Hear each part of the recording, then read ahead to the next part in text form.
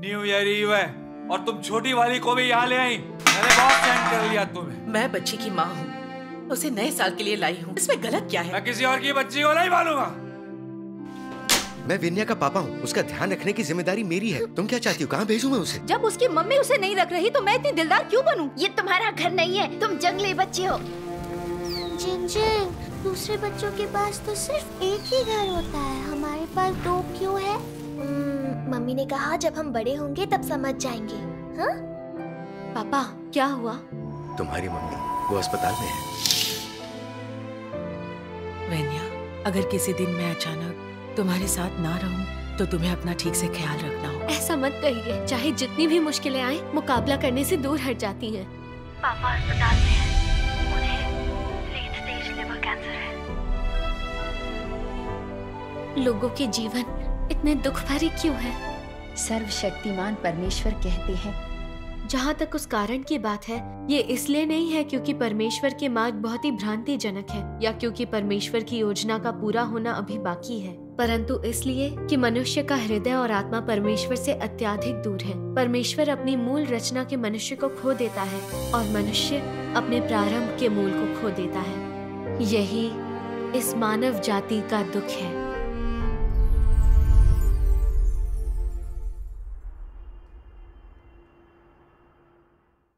हुसैन, इसे दिल पर मत लेना। कहते हैं कि जीवन उतार चढ़ाव से भरा है और किसी के पास भी ऐसा जीवन नहीं है जो एकदम आसान हो। कोई भी जीवन में मिलने वाली असफलताओं या कठिनाइयों को नहीं जानता। क्या तुम ऐसा नहीं कहोगी? वन्या, तुम आ गई? देखो कौन आया है। ज़ेंग आंटी, ली आंटी। वेन्या, तुम वापस आ गई। कैसे आना हुआ? बहुत अरसा हो गया है। चलो तुम बैठो, आराम कर लो। ठीक है, मैं कुछ फल लाई हूँ, इन्हें धोकर लाती हूँ, फिर नाश्ता करते हैं। बढ़िया।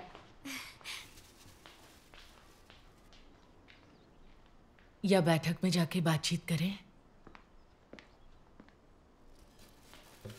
वेंजिंग, मैं मदद करती हूँ। जिनमिंग, लीजी, हम इतने सालों से दोस्त रहे हैं और तुम मुझे अच्छी तरह से जानती हो। मैं एक मुकाबला करने वाली इंसान हूँ और चाहे मैं जो भी करूँ, मैं उसमें पीछे रहना नहीं चाहती।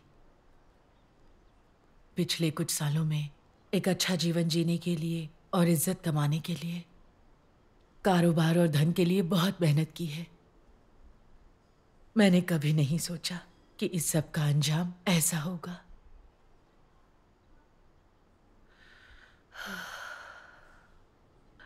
मेरे पास अब कुछ नहीं बचा है। मैं बीमार हूं और मैं अपने बच्चों पर बोझ बन चुकी हूं। दिल की बात कहूं तो मेरे बच्चों के अलावा मेरे जीने का कोई कारण नहीं बचा है। हुसैन, इतनी उदास ना हो। मैं तुम्हारी हालत समझ सकती हूँ।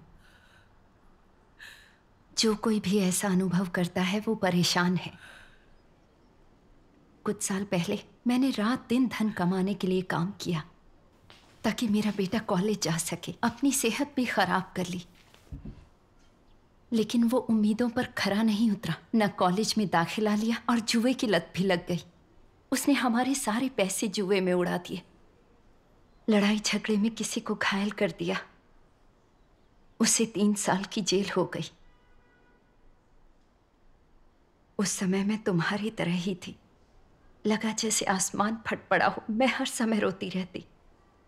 मैं सोचती कैसे मैंने ऐसे बेकार बेटे को जन्म दिया है जिसके कारण मुझे इतना अपमान मिला। मुझे लगा जीने का कोई मकसद ही नहीं है। आंटी, लोगों के जीवन इतने दुख भरे क्यों हैं? कितना अच्छा होता अगर चीजें इतनी कठिन ना होती। उस समय मैं भी अक्सर यही सोचती थी कि लोगों के जीवन इतने दुख भरे क्यों हैं। हम अपने दुखों से बच क्यों नहीं सकते। जब मैंने परमेश्वर में विश्वास करना और उसके वचन के सत्य को समझा, तभी मैं ये बातें समझ पाई। मनुष्य का भ्रष्टाचार इतना गहरा है। इन सब दुखों के पीछे कुछ मतलब है। परमेश्वर में विश्वास करती हो? हाँ। परमेश्वर में विश्वास? जब मैं एक अंधी गली में फंस गई थी, मुझे एक सहयोगी ने सुसमाचार सुनाया। उसने कहा कि मानव जाति की रचना परमेश्वर ने की थी कि परमेश्वर मनुष्य के भाग्य और जहाँ से वो आता और जहाँ जाता है, पूरा जीवन परमेश्वर द्वारा व्यवस्थित है। परमेश्वर में विश्वास से ही हम मानव जीवन के बारे में इन बातों को समझ पाएंगे। चाहे हमारे जीवन में कोई भी मुश्किलें, रुकावटें, कठिनाइयाँ या असफलताएं आए, ये सब परमेश्वर का दया भाव है। हम परमेश्वर में विश्वास करते हैं और इन कठिन परिस्थितियों से गुजर चुके हैं और परमेश्वर के कार्यों को देख पाते हैं ताकि हम परमेश्वर का संरक्षण प्राप्त कर सही मार्ग पर चल सकें। अगर हम सत्य की खोज करने में समर्थ होते हैं, परमेश्वर से प्रार्थना और उन पर भरोसा करते हैं, तो वे हमारी रक्षा और देखभाल करेंगे, हमारी कठिनाइयों, हमारी समस्याओं को हल करने का मार्ग सुझाएंगे। मेरे सहयोगी ने अंत के दिनों में परमेश्वर के वचनों और कार्य की गवाही के साथ वचनों की एक पुस्तक वचन देह में प्रकट होता है भी दी। तब से मैं हर दिन परमेश्वर के वचनों को पढ़ती और अक्सर उनसे प्रार्थना करती रही। मैंने दिल खोलकर अपनी कठिनाइयां परमेश्वर के साथ साझा की, अपने भाई बहनों के साथ परमेश्वर के वचनों पर संगति की। समय के साथ मुझे समझ आ गया कि परमेश्वर के हाथों में मानव जाति का भाग्य है। वही लोगों के जीवन को व्यवस्थित कर शासन करते हैं। हम इंसान बहुत दर्द में जीते हैं क्योंकि हम शैतान द्वारा भ्रष्ट किए गए हैं। हम सभी परमेश्वर से बहुत दूर हैं। हम उनकी देखभाल और संरक्षण खो चुके हैं और शैतान के अधिकार क्षेत्र में गिर गए हैं। इसलिए हमारे जीवन पीड़ा और त्रासदी से भरे हैं। मैं ये भी जानती हूँ कि लोग अपने नाम, घमंड, प्रसिद्धि और प्रतिष्ठा के लिए जीते हैं। ये सब मानव जाति पर शैतान की यातना है। ऐसे जीवन से लोग कैसे पीड़ित न होंगे। आखिरकार मैंने इन चीज़ों को साफ साफ देख लिया है। ऐसा पता चला है कि परमेश्वर लोगों को इस तरह से पीड़ित होने देते हैं ताकि हम स्पष्ट देख सकें कि शैतान मनुष्य को कैसे यातना देता है। शैतान को अस्वीकार कर उससे नफरत करने का यही तरीका है। हम परमेश्वर से प्रार्थना कर उनके वचनों के आधार पर जीने की तलाश करते हैं और अंत में शरीर और पाप के बंधनों को तोड़कर परमेश्वर का उद्धार प्राप्त कर सकते हैं। यही परमेश्वर की इच्छा है। यह सब परमेश्वर के वचनों से मेरी प्रबुद्धता और मार्गदर्शन था, जिसने आखिरकार मुझे कुछ सत्य और इस मुद्दे को समझने में मदद की कि केवल परमेश्वर ही प्रेम है और केवल परमेश्वर ही मानव जाति को बचा सकते हैं। परमेश्वर में विश्वास के इन वर्षों में मैंने कई चीज़ों में उनके मार्गदर्शन, उनकी सुरक्षा और उनके उद्धार को देखा है। मेरा दिल अधिक से अधिक प्रकाशमान है। परमेश्वर पर विश्वास करना वास्तव में अद्भुत है और यही सही मार्ग है।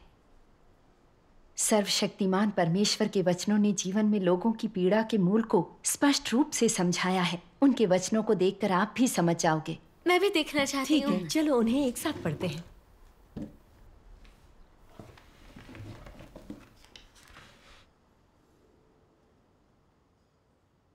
सर्वशक्तिमान परमेश्वर कहते हैं, आदम और हव्वा जिन्हें परमेश्वर के द्वारा आदि में बनाया गया था, वे पवित्र थे। दूसरे शब्दों में, जब वे अदन की वाटिका में थे तब वे पवित्र थे और उनमें कोई अशुद्धता नहीं थी। वे यहोवा के प्रति भी निष्ठावान थे और यहोवा को धोखा देने के विषय में कुछ नहीं जानते थे। ऐसा इसलिए था क्योंकि उनमें शैतान के प्रभाव का विघ्न नहीं था, उनमें शैतान का जहर नहीं था और वे सभी मानव जाति में सबसे अधिक शुद्ध थे। वे अदन की वाटिका में रहते थे। वे हर प्रकार की गंदगी से दूर थे। वे देह के कब्जे से अलग थे और वे यहोवा का आदर करते थे। बाद में जब शैतान के द्वारा उनकी परीक्षा ली गई तो उनके पास सांप का जहर था और यहोवा को धोखा देने की इच्छा थी और वे शैतान के प्रभाव में जीवन बिताते थे। उनके विचार बुराई और गंदगी से भर गए और उनमें कोई अच्छाई और पवित्रता नहीं थी। क्या यह शैतान नहीं है? आज जहां पर मानव जाति है, वहां तक पहुंचने के लिए उसे हजारों हजार साल लग गए। हालांकि मेरी मूल सृष्टि का मानव बहुत पहले ही अधोगति को प्राप्त हो चुका है। मानव जाति पहले से ही वैसी नहीं है जैसी मैं चाहता था। मैं लोगों को जिस प्रकार का पाता हूँ, वे अब मानव कहलाने लायक नहीं रह गए हैं, बल्कि वे मानव जाति के ऐसे अयोग्य लोग हैं जो शैतान द्वारा लूटे गए हैं और सड़ी हुई चलती फिरती लाशें हैं जिनमें शैतान जीवित है और आच्छादित है। लोग मेरे अस्तित्व में थोड़ा सा भी विश्वास नहीं करते हैं, न ही वे मेरे आने का स्वागत करते हैं। शैतान लोगों को शिक्षा और राष्ट्रीय सरकारों एवं प्रसिद्ध और महान लोगों के प्रभाव से भ्रष्ट करता है। उनके झूठ और बकवास मनुष्य का जीवन और स्वभाव बन गए हैं। स्वर्ग उन लोगों को नष्ट कर देता है जो स्वयं के लिए नहीं है। यह एक प्रसिद्ध शैतानी कहावत है जो हर एक के मन में बिठा दी गई है और मानवीय जीवन बन गई है। जीवन दर्शन की कुछ अन्य बातें भी हैं जो ऐसी ही हैं। प्रत्येक राष्ट्र की श्रेष्ठ पारंपरिक सभ्यता के माध्यम से शैतान लोगों को शिक्षित करता है और मानवता के विनाश की विस्तृत खाई में गिरने और निगल लिए जाने का कारण बनता है। और अंत में लोग परमेश्वर द्वारा नष्ट कर दिए जाते हैं क्योंकि वे शैतान की सेवा करते हैं और परमेश्वर का प्रतिरोध करते हैं। एक और अध्याय पढ़ते हैं। कई सालों से जिन विचारों पर लोगों ने अपने अस्तित्व के लिए भरोसा रखा था, वे उनके हृदयों को इस स्थिति तक दूषित कर रहे हैं कि वे विश्वासघाती, डरपोक और नीच हो गए हैं। न केवल उनमें इच्छा शक्ति और संकल्प का अभाव है, बल्कि वे लालची, अभिमानी और स्वेच्छाचारी भी बन गए हैं। उनमें ऐसे किसी भी संकल्प का सर्वथा अभाव है जो स्वयं को ऊंचा उठाता हो, और इससे भी ज्यादा उनमें इन दुष्ट प्रभाव वाली चीजों, बाध्यताओं से पीछा छुड़ाने की लेश मात्र भी हिम्मत नहीं है। लोगों के विचार और जीवन सड़े हुए हैं। परमेश्वर पर विश्वास करने के बारे में उनके दृष्टिकोण अभी भी असहनीय रूप से कुरूप हैं। और यहां तक कि जब लोग परमेश्वर में विश्वास के बारे में अपने दृष्टिकोण की बात करते हैं तो इसे सुनना मात्र ही असहनीय है। सभी लोग कायर, अक्षम, नीच और दुर्बल हैं। वे अंधेरे की शक्तियों के लिए घृणा महसूस नहीं करते हैं और वे प्रकाश और सत्य के लिए प्यार महसूस नहीं करते हैं। इसके बजाय वे उन्हें बाहर निकालने का अधिकतम प्रयास करते हैं। जब सबसे पहले मनुष्य को सामाजिक विज्ञान मिला, तब से मनुष्य का मन विज्ञान और ज्ञान में व्यस्त था। फिर विज्ञान और ज्ञान मानव जाति के शासन के लिए उपकरण बन गए और अब मनुष्य के पास परमेश्वर की आराधना करने के लिए पर्याप्त अवसर नहीं था और परमेश्वर की आराधना के लिए अब और अनुकूल परिस्थितियां नहीं थीं। मनुष्य के हृदय में परमेश्वर की स्थिति और भी नीचे हो गई थी। मनुष्य के हृदय का संसार, जिसमें परमेश्वर के लिए जगह ना हो, अंधकारमय और आशा रहित है, और इसलिए मनुष्य के हृदय और मन को भरने के लिए सामाजिक विज्ञान के सिद्धांत, मानव विकास के सिद्धांत और अन्य कई सिद्धांतों को व्यक्त करने के लिए कई सामाजिक, वैज्ञानिक, इतिहासकार और राजनीतिज्ञ उत्पन्न हो गए, जिन्होंने इस सच्चाई की अवहेलना की कि परमेश्वर ने मनुष्य की रचना की। इस तरह जो ये विश्वास करते हैं कि परमेश्वर ने सब कुछ बनाया है, वे बहुत ही कम रह गए, और वे जो विकास के सिद्धांत पर विश्वास करते हैं, उनकी संख्या और भी अधिक बढ़ गई। अधिकाधिक लोग पुराने विधान के युग के दौरान परमेश्वर के कार्य के अभिलेखों और उसके वचनों को मिथकों और पौराणिक कथाओं के रूप में मानते हैं। लोग अपने हृदयों में परमेश्वर की गरिमा और महानता के प्रति और इस सिद्धांत के प्रति कि परमेश्वर का अस्तित्व है और सभी चीजों पर प्रभुत्व धारण करता है, उदासीन बन जाते हैं। मानव जाति का अस्तित्व और देशों एवं राष्ट्रों का भाग्य उनके लिए अब और महत्वपूर्ण नहीं रह जाते हैं। मनुष्य केवल खाने, पीने और भोग विलासिता की खोज में चिंतित एक खोखले संसार में रहता है। ये लो वेन्या, तुम पढ़ो। हाँ ठीक है।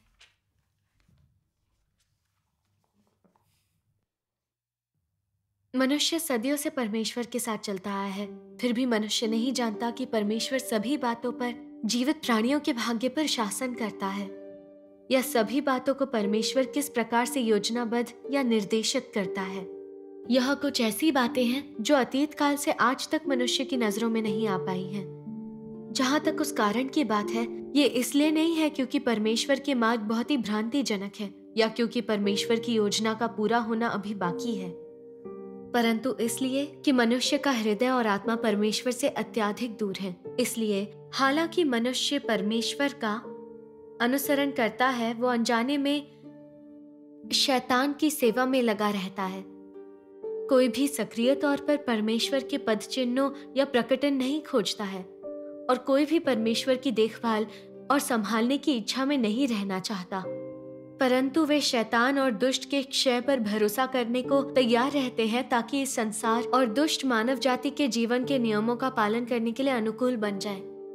इस बिंदु पर मनुष्य का हृदय और आत्मा शैतान के लिए बलिदान हो जाता है और वे उसके बने रहने का सहारा बन जाते हैं। इसके अलावा मनुष्य का हृदय और आत्मा शैतान का निवास और उपयुक्त खेल का मैदान बन जाते हैं। इस प्रकार से मनुष्य अनजाने में अपने मानव होने के नियमों की समझ और मानव अस्तित्व के मूल्य और उद्देश्य को खो देता है। परमेश्वर से प्राप्त नियमों और परमेश्वर तथा मनुष्य के मध्य की वाचा धीरे धीरे मनुष्य के हृदय में तब तक क्षीण होती जाती है। मनुष्य परमेश्वर पर अपना ध्यान केंद्रित नहीं करता या अब उसे और नहीं खोजता। जैसे जैसे समय बीतता है, मनुष्य समझ नहीं पाता कि परमेश्वर ने मनुष्य को क्यों बनाया है। ना ही वो परमेश्वर के मुख से निकलने वाले शब्दों को समझ पाता है, ना ही जो कुछ परमेश्वर से होता है उसे महसूस कर पाता है। मनुष्य परमेश्वर के नियमों और आदेशों का विरोध करना प्रारंभ कर देता है। मनुष्य का हृदय और आत्मा शक्तिहीन हो जाते हैं। परमेश्वर अपनी मूल रचना के मनुष्य को खो देता है और मनुष्य अपने प्रारंभ के मूल को खो देता है। यही इस मानव जाति का दुख है। सर्वशक्तिमान परमेश्वर के वचन पढ़कर कैसा लगा? ये वास्तव में गहरे वचन हैं। मैंने पहले ऐसा कभी नहीं सुना। हमें और अधिक बताएं। दुनिया का इतना बुरा होने का क्या कारण है? मनुष्य इतना भ्रष्ट क्यों है? और हमारे जीवन में दर्द क्यों भरा हुआ है? इसका सीधा संबंध मानव जाति के शैतान द्वारा गहराई से भ्रष्ट होने से है। सर्वशक्तिमान परमेश्वर ने इन बातों को स्पष्ट समझाया है। केवल तभी जब लोग इन दुखों से ग्रस्त होते हैं, तब वे इसे महसूस करने में सक्षम हो पाते हैं कि दुनिया में अंधकार है, मानव जाति बहुत भ्रष्ट है और उन्हें परमेश्वर के उद्धार की आवश्यकता है। कई हजार वर्षों से शैतान नास्तिकता, भौतिकवाद और विकासवाद सभी प्रकार की भ्रांतियों और अपधर्म का इस्तेमाल लोगों को धोखा देने के लिए कर रहा है। वो राक्षसों और महान व्यक्तित्वों का इस्तेमाल भ्रांतियों और असत्यों के बीच लोगों के दिलों में रोकता है। ये बिल्कुल ऐसे है, दूसरों का गला काटे बिना सफलता नहीं मिलती। दुनिया पैसों के इशारों पर नाचती है। मनुष्य पैसों के लिए कुछ भी कर सकता है। किसी व्यक्ति की नियति उसी के ही हाथ में होती है। ज्ञान आपके भाग्य को बदल सकता है। और ये कि जो लोग अपने दिमाग से परिश्रम करते हैं वे दूसरों पर शासन करते हैं, और जो अपने हाथों से परिश्रम करते हैं वे दूसरों के द्वारा शासित होते हैं। संसार में ना तो परमेश्वर है ना उद्धारकर्ता। मनुष्य प्रकृति पर विजय प्राप्त कर सकता है इत्यादि। लोगों ने शैतान के इन विषयों को सत्य के रूप में ले लिया है। वे उनके लिए ज्ञान की उक्तियां हैं और अपने जीवन में उन पर भरोसा करते हैं। वे सभी अभिमानी और अहंकारी स्वभाव रखते हैं। वे अत्यधिक आत्मविश्वासी हैं, किसी की सुनते नहीं, और वास्तव में स्वार्थी, कपटी और झूठ से भरे हुए हैं। वे एक दूसरे को धोखा देते और चोट पहुंचाते हैं। किसी में विश्वास नहीं करते या किसी के साथ गहरा संबंध नहीं रखते। लोग एक दूसरे के बीच में दीवार खड़ी कर हर किसी से खुद की पूरी तरह रक्षा करते हैं। लोग आसानी से दूसरों से घुल मिल नहीं सकते। अगर वे थोड़े भी लापरवाह हैं तो उनके दुश्मन बन जाते हैं। क्या तुम लोग ऐसा नहीं कहोगे? ये सब सच है। किसी में कोई मानवता नहीं है। ये किस समस्या को बताता है? कि लोग बहुत गहरे से भ्रष्ट हो चुके हैं और उनके हृदय दुष्टता से भरे हैं। सभी लोग धन और ताकत की पूजा करते हैं और उन्हें गरीब होना शर्मनाक लगता है। अब कोई भी पुण्य और नैतिकता की परवाह नहीं करता है, लेकिन वे धन, प्रसिद्धि और ऐश्वर्य के लिए एक दूसरे से लड़ते हैं और प्रतिष्ठा पाने के लिए षड्यंत्र रचते हैं। वे धोखा देते हैं, एक दूसरे की हत्या करते हैं। लोग व्यक्तिगत लक्ष्यों को प्राप्त करने के लिए कुछ भी करने से नहीं चूकते। वे कोई भी भयानक काम करने में सक्षम हैं और वे किसी भी पाप को करने में सक्षम हैं। यहां तक कि माता पिता और बच्चों के बीच, पति और पत्नी के बीच धोखाधड़ी है, शोषण है और विश्वासघात भी है। हर कोई अपने लाभ के लिए काम करता है और लोगों में एकदम बुनियादी ज़मीर और विवेक की कमी है। तुम बिल्कुल सही कह रही हो। ज़मीर की किसी को परवाह नहीं, पर वो हमेशा अन्य लोगों से चौकस रहते हैं। लेकिन वे नहीं जानते कि कोई उन्हें कब और कैसे धोखा दे दे। जीवन कितना थकाऊ है। तुम कैसे सोच सकते हो कि ऐसे भ्रष्ट और दुष्ट संसार में हमारी जिंदगी दर्दनाक नहीं हो सकती? अगर हम परमेश्वर पर विश्वास नहीं करते और सही मार्ग नहीं अपनाते तो हम शैतान के झूठ पर निर्भर हैं। हम सब पाप में जीते हुए इतनी हानि उठा रहे हैं कि हम न तो मनुष्य हैं न पिशाच। क्या इस प्रकार कोई भी शांति या खुशी हो सकती है? क्या हम किसी भी खुशी का आनंद उठा सकते हैं? नहीं। हर कोई बहुत बुरा है और मानवीय दयालुता से पूरी तरह शून्य है। इस दुनिया में रहना दुख के अलावा कुछ नहीं। यह सच है, हर परिवार की अपनी मुश्किलें होती हैं और हर व्यक्ति का अपना दर्द। चारों तरफ देखो तो किस परिवार में तालमेल है, किसका जीवन खुशहाल है। हर परिवार के अपने स्वयं के संघर्ष हैं। यह मुश्किल है और थकाऊ भी। अगर लोग परमेश्वर पर विश्वास, सत्य की खोज और जीवन में सही मार्ग अपनाते, वे परमेश्वर द्वारा आशीषित किए जाते और मानव जाति इतनी भ्रष्ट नहीं होती। विशेष रूप से उनके जीवन में इतनी पीड़ा नहीं होती। ये शर्मनाक है कि परमेश्वर पर विश्वास करने वाले, सत्य से सचमुच प्यार करने वाले लोग बहुत ही कम हैं। विशेष रूप से चीन में नास्तिक कम्युनिस्ट पार्टी सत्ता में है, जो कलीसियाओं का दमन और विश्वासियों पर अत्याचार करते हैं। परमेश्वर के ऐसे विरोधी देश में उनकी कोई आशीष नहीं है। यही वजह है कि चीनी समाज सबसे ज्यादा दुष्ट और अंधकारमय है। चीनी लोगों के जीवन सबसे थकाऊ और दर्दनाक है। ये सब सच है। अगर परमेश्वर कार्य करने और मानव जाति को बचाने ना आए होते तो हम सब पापों के मध्य में ही रहते और खुद को शैतान के छल और अनिष्ट से नहीं निकाल पाए होते। सब कुछ जो आप कह रहे हैं वो सच है। लोग आपस में पूरा पाखंड करते हैं, एक दूसरे को धोखा देते हैं और एक दूसरे का इस्तेमाल करते हैं। ये वाकई सच है कि इस दुनिया में सारे लोग सिर्फ सुख के साथी हैं। जब आपके पास धन और प्रतिष्ठा होती है तो हर कोई आपकी चापलूसी करता है। जैसे ही कठिनाइयों में पड़े सब खत्म। ना कोई मतलब रखता है, ना कोई सहायता करता है। जब कोई समस्याओं का सामना करता है तो लोगों में मजाक बन जाता है। जब मैं लोगों को उधार देने के लायक थी, सारे दोस्त और रिश्तेदार मेरी खुशामद करते थे। लेकिन जब से बीमारी से पीड़ित हूँ, तब से सब मुझसे कतराते हैं और कोई मेरी सहायता नहीं करना चाहता। सबसे ज्यादा दुख इस बात का है कि मेरे पति ने भी, जिनके साथ मैं 10 साल से भी ज्यादा रही हूँ, उन्होंने न केवल धोखा दिया बल्कि परिवार की संपत्ति पर कब्जा जमाया।